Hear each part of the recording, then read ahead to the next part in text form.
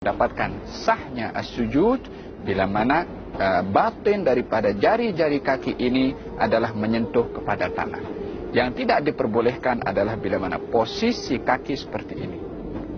Yang menyentuh kepada tanah itu adalah kuku atau zahir daripada jari-jari. Tidak, tapi butunul asabi', batin atau bagian belakang daripada jari-jari kaki. Walaupun hanya sekedar ibu jari sudah memadai, tapi afdalnya adalah seluruh jari-jari kaki itu adalah ditekan ke bawah sehingga seluruh jari-jari ini menghadap kepada al-qiblah, kanan dan juga kiri, lutut dan juga tangan. Posisi tangan bila mana sujud adalah berada di tanah menghadap kepada al-qiblah, sejajar dengan jatuhnya atau sejajar dengan bahu kita. Yani seperti ini dan juga seperti ini. Posisi tangan menghadap kepada al-qiblah. Kalau ada sesuatu yang jatuh daripada bahu kita, akan jatuh kepada tangan kita. Yakni bukan tangan itu melirik ke kanan ataupun berhadapan seperti ini. Tidak, tetapi menghadap kepada al-qiblah. Hukum hidung menyentuh kepada tanah adalah perkara yang sunnah dalam madhab al-Imam Asy-Syafi'i.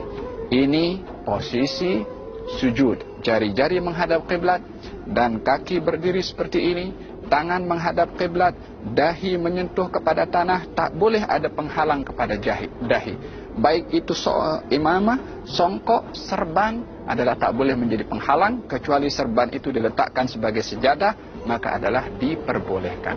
Dalam sujud tidak boleh sujud di atas sesuatu yang terangkat bersama dengan tubuh badan kita. Posisi yang berikutnya adalah duduk di antara dua sujud, ataupun duduk tahiyat awal, ataupun duduk tahiyat akhir. Duduk di dalam salat ada dua jenis tahiyat akhir. Duduk di dalam salat ada dua jenis duduk. Yang pertama adalah jalsatul iftirash, yakni posisi seperti ini. Yakni bahagian belakang kita duduk di atas telapak kaki bahagian kiri. Sementara kaki kanan dan jari-jarinya tetap menghadap kepada al-qiblah seperti ini. Duduk seperti ini disunnahkan pada tahiyat awal, pada duduk di antara dua sujud, dan juga duduk istirahat. Dalam 3 kaifiyah atau setiap duduk yang tidak ada salam setelahnya, maka disunnahkan duduk iftirash seperti ini. Apakah iftirash? Duduk di atas telapak kaki kiri, sementara kaki kanan berdiri tegak. Adapun duduk yang kedua namanya duduk tawarruk, yaitu duduk pada saat seseorang setelah duduk itu akan salam. Maka posisinya berbeza. Kaki kiri masuk ke dalam, dan kita duduk terus menyentuh kepada tanah, sementara posisi kaki kanan adalah tetap seperti ini, jari-jari menghadap kepada al-qiblah. Tidak seperti ini, ataupun tidak pun seperti ini. Duduk seperti ini juga tidak termasuk daripada yang disunnahkan di dalam as-salah, yang kalau seseorang duduk seperti ini, bukanlah dikatakan salatnya itu terbatal, akan tetapi tidak melakukan sunnah di dalam as-salah. Dalam tahiyat akhir adalah duduk dalam keadaan jari kaki kanan menghadap kiblah, kaki kiri masuk dalam, dan juga bahagian belakang ini duduk menyentuh kepada tanah.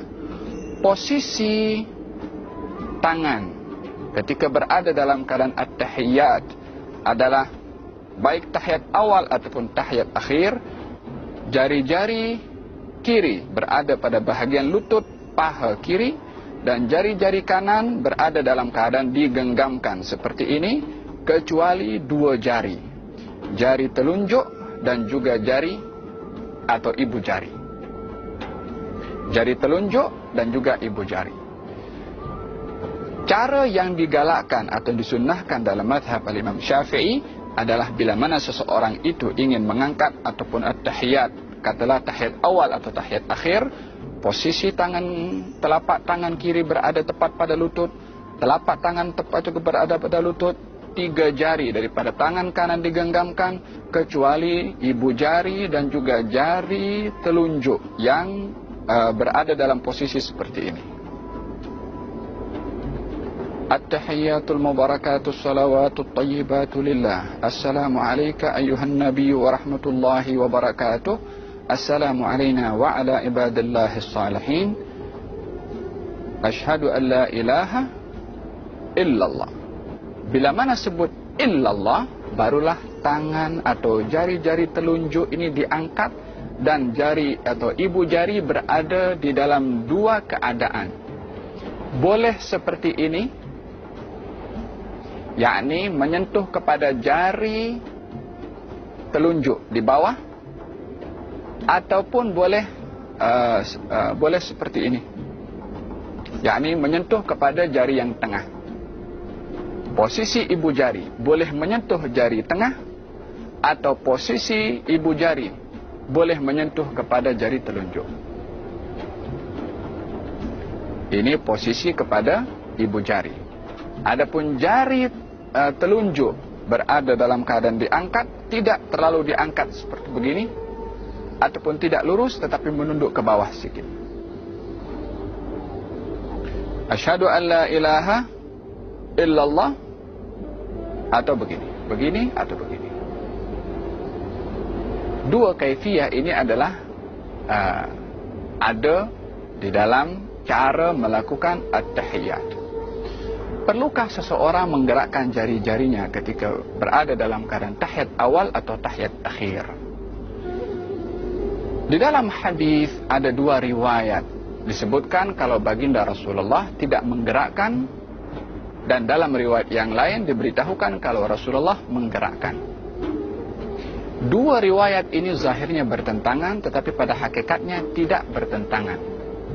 Maksud daripada tidak menggerakkan dalam riwayat yang pertama adalah tidak menggerakkan berkali-kali. Maksud daripada menggerakkan dalam riwayat yang kedua adalah menggerakkan sekali. Yakni dalam bahasa Arab itu yuharriku.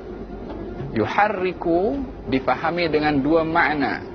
Makna yang pertama, menggerak-gerakkan.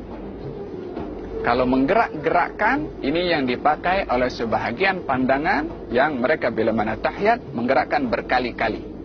Disebabkan memahami hadis itu dengan fahaman menggerak-gerakkan, maknanya lebih daripada sekali.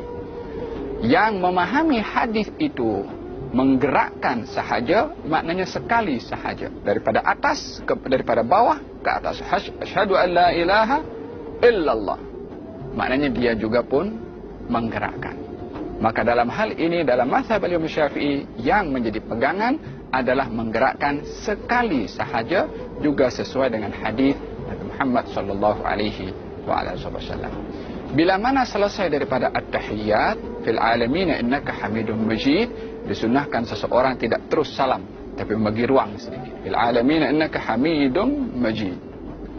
Bila mana nak mengucap assalam, assalamualaikum warahmatullah. Yani setelah sebutan kum baru menoleh ke kanan, dan setelah sebutan kum baru menoleh ke kiri. Tapi tidak bersamaan dengan sebutan assalamualaikum. Adalah tidak menepati kepada sunnah. Dan juga tidak perlu kita menggerakkan kepala berkali-kali. Assalamualaikum warahmatullah. Assalamualaikum warahmatullah. Gerakan ini bila mana 3 kali berturut-turut akan menyebabkan batalnya salat seseorang, karena perkara membatalkan salat adalah bergerak 3 kali berturut-turut. Jadi cara salam yang benar, assalamualaikum warahmatullah. Kembali kepada kiblat balik, assalamualaikum warahmatullah. Tidak pun daripada kanan terus menoleh ke kiri. Assalamualaikum warahmatullah. Kembali kepada kiblat, assalamualaikum warahmatullah. Hati-hati daripada dada bergerak ke kanan atau dada bergerak ke kiri, yang boleh menyebabkan, mungkin kalau bergerak sebelum salam itu sempurna, akan menyebabkan batalnya salat tersebut. Kalau seseorang menyebutkan assalamualaikum, batal salat seseorang disebabkan berpaling daripada kiblat sebelum dia keluar daripada as-salat. Semoga Allah subhanahu wa ta'ala jadikan salat kita salat yang sempurna dan tergolong orang-orang yang mendirikan as-salah. Wallahu ta'ala a'lam. Insya Allah.